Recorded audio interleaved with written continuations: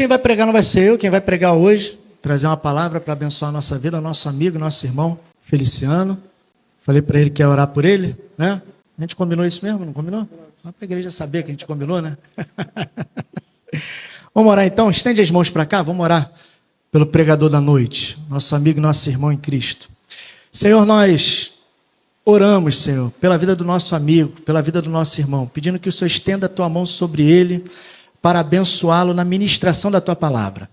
Que ele seja usado, que o Senhor manifeste o teu poder na vida dele, através da vida dele, para abençoar o teu povo, Senhor. Que o Senhor possa ministrar, que o Senhor possa conduzi-lo, guiá-lo, Senhor, na exposição da tua palavra, Senhor. Que o Senhor possa conduzi-lo e abençoar a tua igreja. Que os nossos corações estejam abertos, Senhor.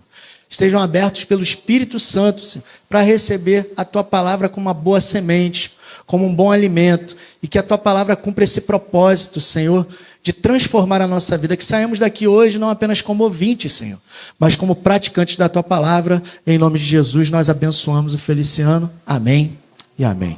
Boa noite, meus queridos.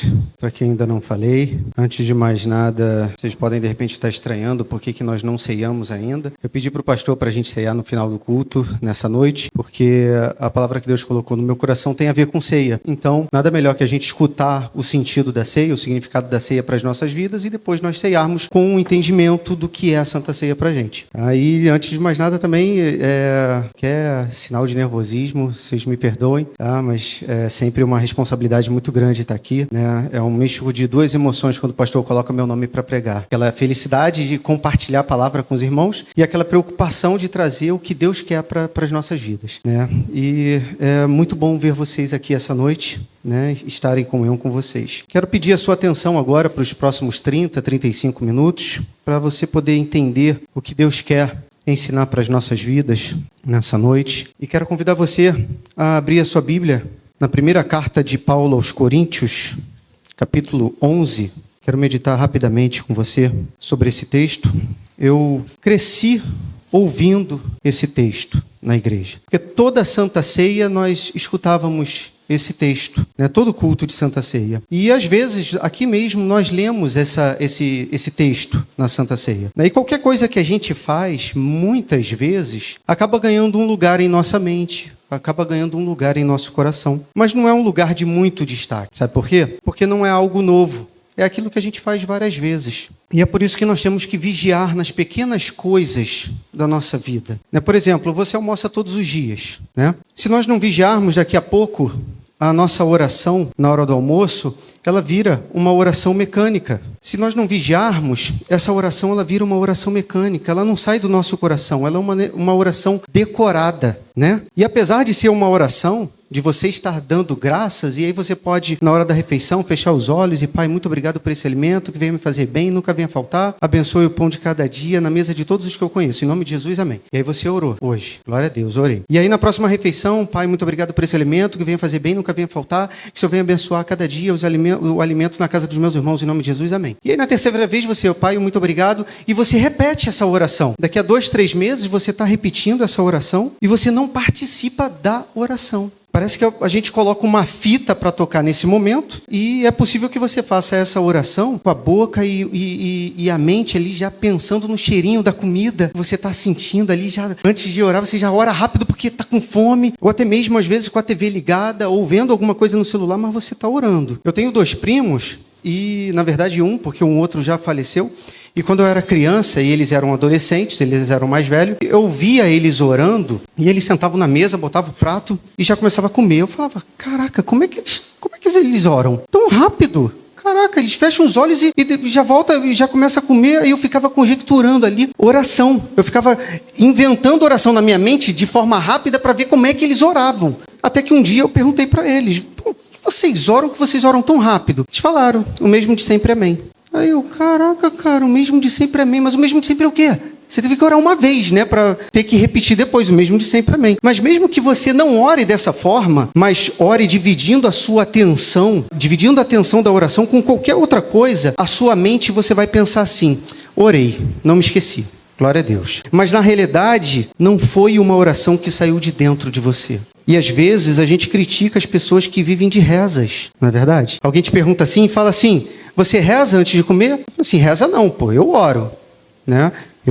Quem reza porque reza é algo repetitivo. Então, reza é aquele lance da cartilha. Você reza o Pai Nosso, você reza a Ave Maria. E nós criticamos as pessoas que praticam dessa forma, né? Reza, as palavras repetidas. E podemos, de repente, nós mesmos estarmos rezando orações antes das refeições, antes de dormirmos, porque sempre oramos a mesma coisa e o nosso intelecto não participa mais da oração. Só a parte do nosso cérebro que é a memória, né? Que você já tem aquilo decorado e você ora rápido, né? E quando nós lemos esse texto, principalmente esse texto de Paulo aos Coríntios, Paulo não foi um discípulo de Jesus, né, daqueles 12 que ele escolheu, né? Ele já era vivo nessa época, ele já era contemporâneo, mas nessa época ele ainda estava como fariseu e perseguindo aquelas pessoas que acreditavam em Jesus. E depois lá em Atos, quando Jesus já passou pela terra, já conquistou os discípulos, ensinou o que deveria ser feito, pregar o evangelho, né? E a igreja primitiva começou a fazer o seu trabalho, e Saulo descobre que há uma seita nova na cidade, né? Uma seita dos nazarenos, e é uma turma que está anunciando aí o Messias, e ele fica assim, como que está anunciando se eu sou estudante das Escrituras e até hoje o Messias não veio? Eu estou esperando o Messias, né? E Saulo era sincero no que ele fazia, era um estudante das Escrituras, um estudante dedicado, profundamente entendedor das Escrituras, esperando nas promessas, só que ele teve um lapso, né? Pô, quem passou na frente? O que aconteceu? Né? Por onde eles passaram que eu não vi? E ele usa a autoridade dele, o conhecimento dele, e ele diz, eu vou perseguir essa turma, eu vou calar esses falsários, tá? Porque o Messias não veio e eles estão dizendo que o Messias veio. E ele parte para isso. E a Bíblia diz que ele vai arrastando homens, mulheres, crianças, ele faz uma devassa na igreja lá em Jerusalém, né? Ele tumultua os cultos, prende as pessoas, arranja ordens de prisão com as autoridades, né? E depois ele descobre que tem um foco, tem uma congregação lá em Damasco. E aí ele fala assim, eu vou lá. E ele arranja cartas e pega um destacamento militar e parte para lá. E aí no meio desse caminho, na estrada, né? Quando está chegando ali por volta do meio-dia, quando o sol está lá em cima, né? E aí o que acontece? Ele tem um encontro com Jesus. Ele tem um encontro com Jesus e Jesus fala com ele. E a Bíblia diz que aquela luz foi tão forte que derrubou ele do cavalo, né? Ele caiu cego e ouviu a voz. Saulo, eu sou Jesus a quem você está perseguindo. E o Senhor se apresenta e ele tem uma experiência pessoal com o Senhor. O Senhor diz para ele que ele é um novo apóstolo, que Jesus está levantando ele. E a partir dali, ele deixa de ser perseguidor para ser perseguido. E começa a trajetória de um novo homem que teve uma experiência pessoal com Deus. Mas ele teve as dificuldades dele também, né? Por exemplo, toda vez que ele dizia, eu sou um apóstolo, e as pessoas falavam assim, mas você não fez parte dos 12, como é que você está falando que você é apóstolo? Né? As pessoas indagavam ele, e aí ele falava assim, não, mas foi Jesus que me escolheu. Jesus me escolheu. Me escolheu depois, mas me escolheu. Mas para ser apóstolo tem que ser escolhido por ele pessoalmente. E você não foi escolhido por ele pessoalmente, não. Ele apareceu para mim. Ele me escolheu, né? Mas tá bom, mas quem viu isso? E as pessoas continuavam as indagações, né? Quem viu isso? Os soldados viram. Os soldados, a gente viu uma luz muito forte, a gente conseguiu entender o que aconteceu, né? E Paulo tinha que confirmar o seu apostolado, que era uma de suas lutas. E ele, por ter tido experiência com o Senhor, numa dessas, o Senhor lhe falou a respeito da Santa Ceia. Paulo não teve o prazer de participar da Santa Ceia junto com os 12 discípulos, né, junto com o Senhor, antes de Jesus morrer. Mas ele participou pessoalmente do que o Senhor lhe ensinou. E agora, escrevendo para a igreja, ele quer ensinar coisas, né? Ele fez o que Pedro não fez.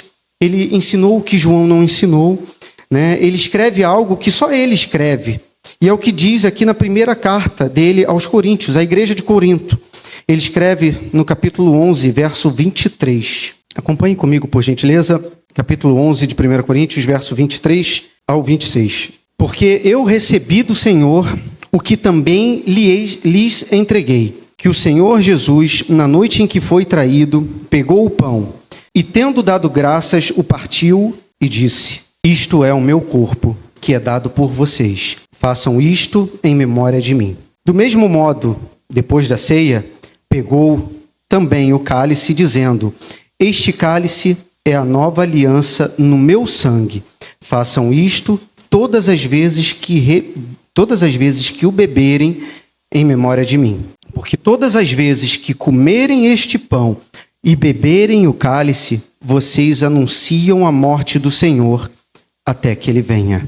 Como eu estava dizendo, no início, aquilo que se faz repetidas vezes acaba perdendo a graça, acaba perdendo aquela nossa atenção, acaba perdendo aquele sabor, porque cai na rotina, né? E é importante que hoje, mais uma vez, eu não sei quantas vezes eu ceiei na minha vida, participei de uma Santa Ceia, mas se eu for fazer uma conta dos meus 15 anos até hoje, são 31 anos tomando Santa Ceia. E aí, nesses 31 anos, dá mais ou menos umas 9.000 e poucas vezes que eu tomei Santa Ceia. Isso sem contar aqui na nossa igreja que eu tomo Santa Ceia em 2 domingos. Porque em outras igrejas também teve igrejas que eu tomei em 2 domingos, teve igrejas que eu só tomava no primeiro domingo. Então, mais ou menos aí umas 9.000 e poucas vezes que eu tomei Santa Ceia. E se você tomou da Santa Ceia de manhã, quando chega de noite, o que você faz? Você, não quero tomar porque eu já tomei. Não, todo mundo toma, porque é sempre algo novo, né? Você quer tomar, mas é algo que se repete. E por se repetir, cai na rotina. E hoje eu quero relembrar com você, antes de nós participarmos da Santa Ceia, daqui a pouco, o que a ceia significa para nós, cristãos protestantes.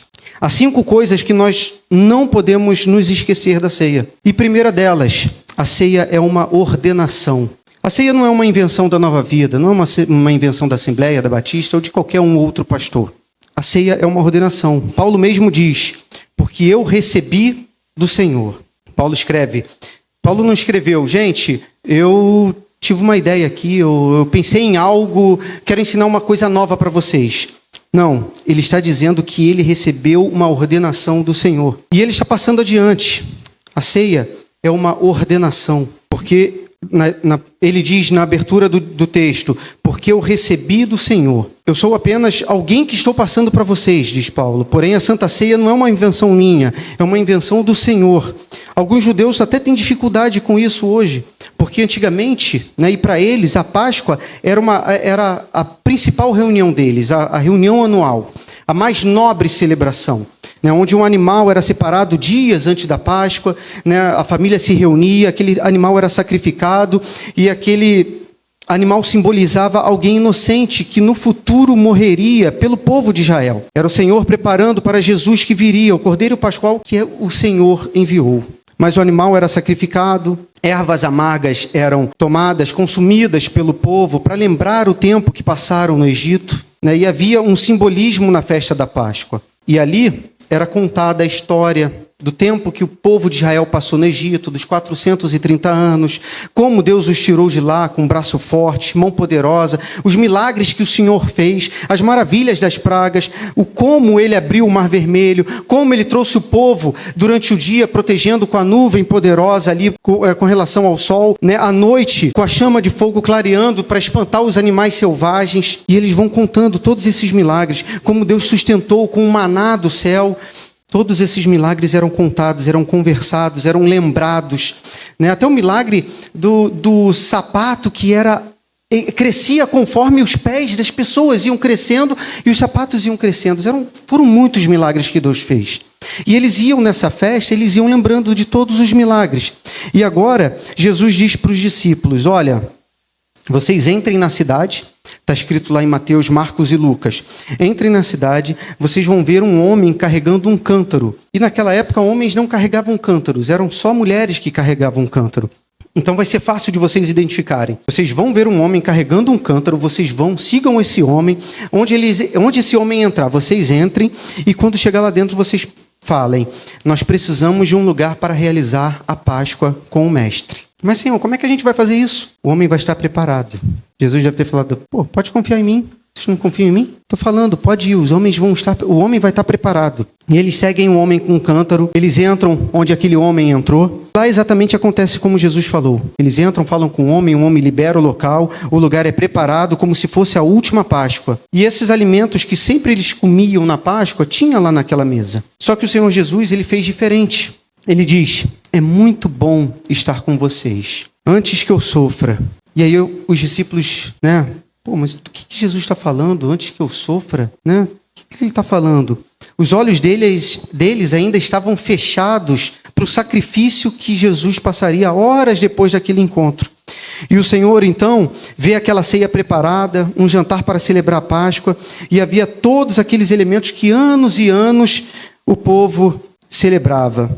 E o Senhor, então, no meio dos alimentos que estão ali, ele pega o pão e ele dá graças ao Pai. E ele diz: esse é o meu corpo que é partido por vós. E depois a Bíblia diz que ele ceia com os discípulos, eles jantam, eles conversam, faz a Páscoa, mas aí no final Jesus pega o cálice de vinho e diz: esse é o meu sangue que é derramado por vós, o sangue da nova aliança. Estou estabelecendo algo novo a partir de agora. E é quando ele diz: nunca mais vou tomar vinho com vocês, a não ser quando nós estivermos de novo na presença do meu Pai. Essa foi a primeira e a última vez que nós fazemos juntos essa reunião.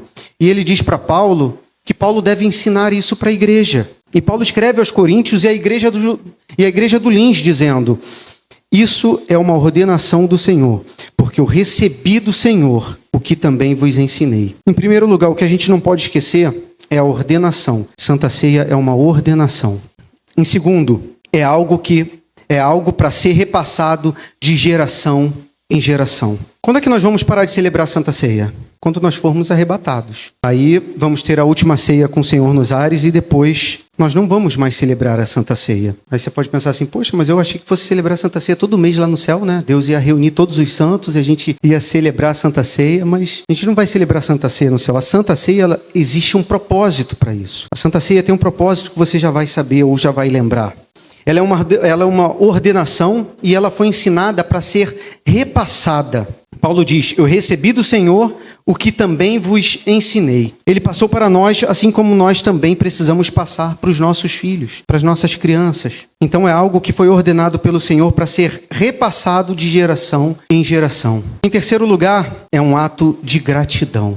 Porque o Senhor, sendo Deus, ele pega aquele pão e surpreende a todos dizendo: graças, Pai, por esse momento.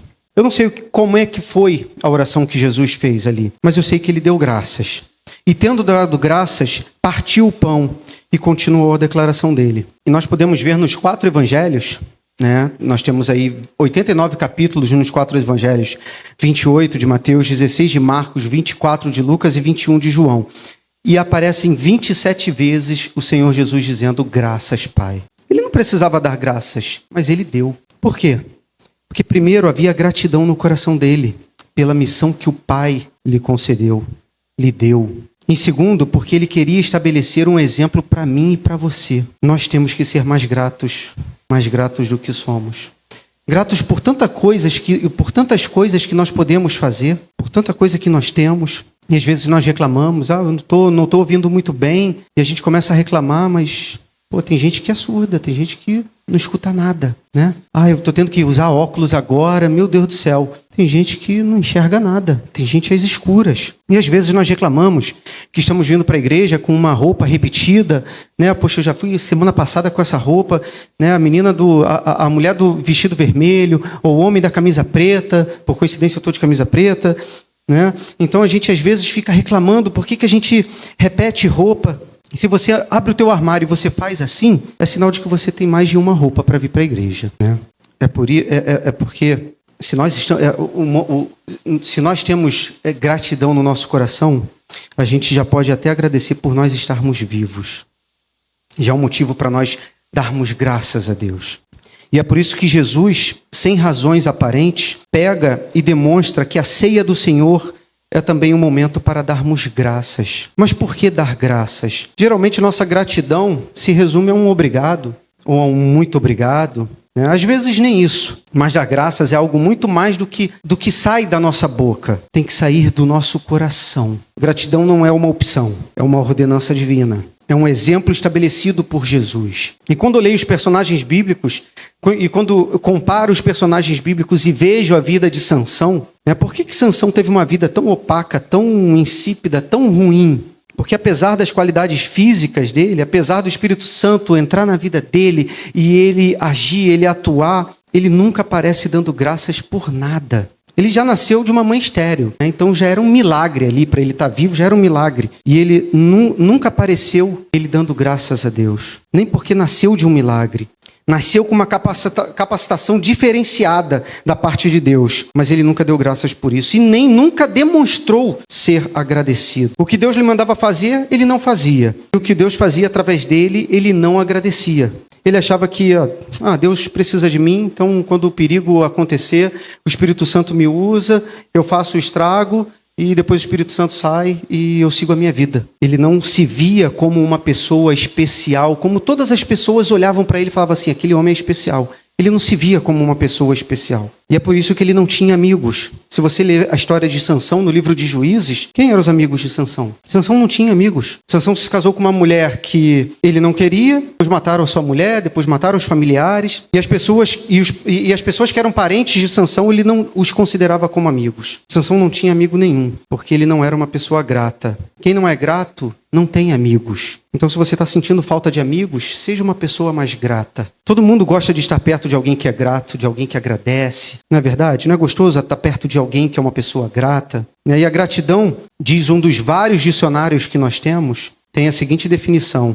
Gratidão é mostrar apreciação a alguém por sentir-se devedor. Quando você agradece é porque você se sente devedor pelo que está recebendo. E o que Jesus poderia sentir como devedor quando tomou o pão e disse, graças, Pai? Ele devia o quê? Mas ele deixou isso de exemplo para a gente, para mim e para você. Gratidão é algo mais poderoso do que os dons e talentos que nós temos. Os dons nos enobrecem. O Espírito Santo nos escolheu, os talentos nos destacam, ele toca, ele canta, ele prega, ele acontece, mas a gratidão é mais poderosa do que os nossos dons e os nossos talentos. E sabe o que mais? A gratidão atrai pessoas certas para perto de nós. Pessoas que entendem que não estão aqui nesse mundo por acaso, estão por um favor de Deus. E tudo que conquistaram será pelo favor de Deus. Precisamos ser mais gratos, porque dentre milhões e milhões de pessoas, Ele nos escolheu para sermos sal e luz dessa terra. Não foi por acaso. Não foi por acaso que seus pais... Não foi por seus pais que você chegou aonde você está. Deus estabeleceu nesse mundo que você nasceria nele e seria bênção neste mundo. Mas Deus espera que você seja grato e reconheça que não é por você mesmo. É por causa dele. Gratidão é algo que o Senhor deixou na ceia demonstrado para nós. E tendo dado graças, diz o texto, verso 24. E tendo dado graças, o partiu. E o texto continua dizendo que ele deu graças e partiu. Partiu, fala que a ceia do Senhor é um ato de quebrantamento. Quarta coisa que nós não podemos nos esquecer da ceia. É um ato de quebrantamento. Em inglês, o verbo partir é quebrar. E quebrou o pão. Era assim que o Senhor fez. E hoje nós estamos numa era tão modernizada que o pão ele já vem partido, já vem cortadinho, né? E eu cresci numa outra igreja, né? E nós víamos o quê? Os pastores desciam, cortavam, quebravam o pão, né? E aí viam os diáconos e iam picando o pãozinho ali nas bandejas, aí os diáconos iam, passava pela igreja para servir o pão. Eu cresci vendo isso. E a igreja, como? A igreja ali em silêncio, nesse momento, a música tocando, a igreja em silêncio e fazendo o que diz lá no verso 28 desse mesmo capítulo, que diz assim, que cada um examine a si mesmo e assim coma do pão e beba do cálice, pois quem come e bebe sem discernir o corpo, come e bebe juízo para si. E aí Jesus pegou o pão na mesa e ele quebrou o pão em dois. Quebrou o pão, e sabe o que aconteceu na ceia? Eram 12 pessoas, eram poucas pessoas, né? E ele pegou, passou para um lado, passou para o outro, né? E tendo dado graças, partiu. E por que o texto fala de partir o pão? Porque a ceia fala de quebrantamento. Nós hoje somos pessoas quebradas. Nós, quando estamos inteiros, nós não servimos para os propósitos de Deus, né? Quanto mais inteiros nós somos, mais provas o Senhor nos traz para as nossas vidas. Por que o Senhor quebrou o pão? As provas, ao contrário do que a gente pensa, né, são iniciativas de Deus para nos colocar do jeito que Ele quer que nós sejamos, que nós precisamos ser. Inteiro, você não passa na porta estreita. Sabia disso? Inteiro você não passa na porta estreita. Por isso que Deus, ele vem e nos quebra. Por isso que Jesus disse, é mais difícil passar um camelo pelo fundo de uma agulha do que um rico entrar no céu. E o que são essas agulhas? Eu, quando era criança, achava que era agulha de crochê. E eu ficava imaginando, eu falei assim, gente, nunca que um camelo vai passar por essa agulha. Por isso que o rico não vai entrar no céu. E eu pensando, eu falei, caraca, cara, impossível. Mas agulhas são aberturas que haviam nas muralhas para as pessoas passarem. E as pessoas passavam já com dificuldade. Imagina um camelo, que tinha que dobrar as patas da frente, se abaixar, ir se arrastando, abaixar a cabeça para poder passar. Então passava com muita dificuldade. Por isso que era mais fácil dar volta na muralha. E às vezes você é um camelo rígido, ou eu sou um camelo rígido, e aí a abertura é pequena, e aí a gente... melhor não passar não, sabe? Fico do outro lado, fico do lado de cá, e aí o que a gente perde? A gente perde a bênção, a gente perde as promessas, a gente perde o propósito de Deus para as nossas vidas. O Senhor, quando nos quebra, quebrado você passa em qualquer lugar. Já tentou passar algo maior do que a abertura? Não é difícil. Às vezes só quebrando. E aí a gente quebra para poder passar com aquele objeto, com aquela coisa.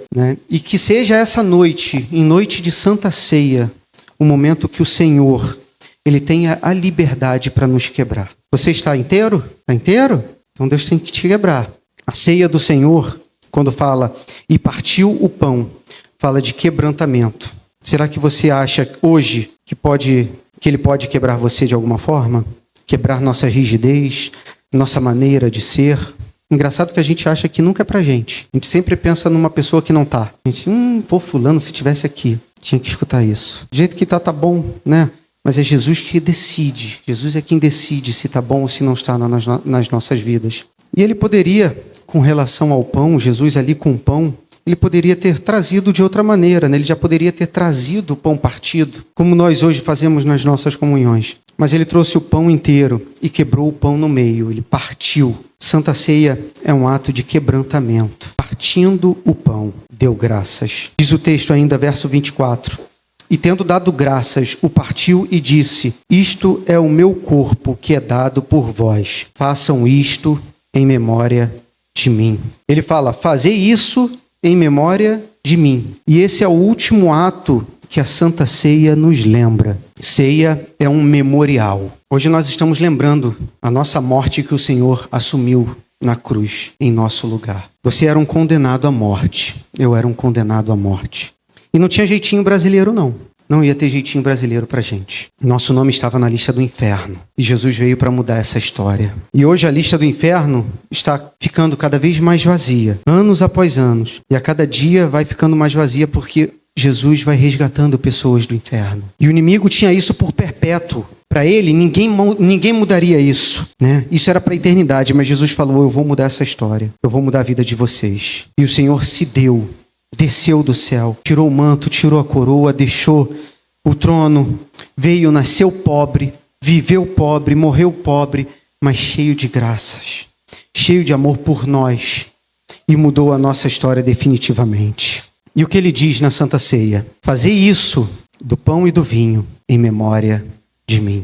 Na hora de você pegar o pão e o cálice, se você não conseguir lembrar de mais nada, lembre-se o que o Senhor fez foi por sua causa. Quem sabe você passou o ano ouvindo coisas que te deixaram para baixo, coisas que te diminuíram, você não consegue, você não vale nada. Quem sabe você fez provas ou você não passou em algumas seleções, processos seletivos de trabalho, e por conta disso você se sente diminuído. Ainda assim, lembre-se que você vale tanto que Jesus morreu por sua causa. Deus não investe em algo que não vale. Nós mesmos, você investe em alguma coisa que não vale nada? Nós não investimos em coisa que não vale nada. O Senhor também não investe.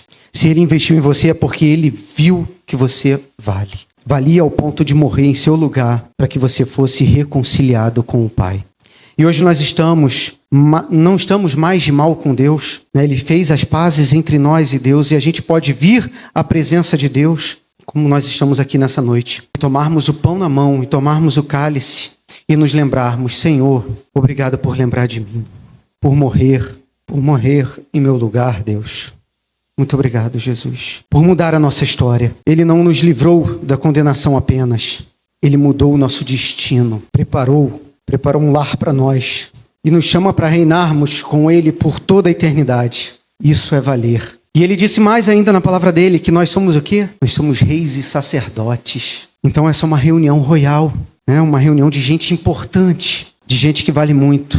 Todo aquele petróleo que tem lá na Arábia Saudita, no Iraque, você vale mais. Todo o ouro, todo o pré-sal do Brasil, você vale muito mais. Todo o tesouro natural que o mundo esconde, você vale muito mais. E foi por você que o Senhor morreu.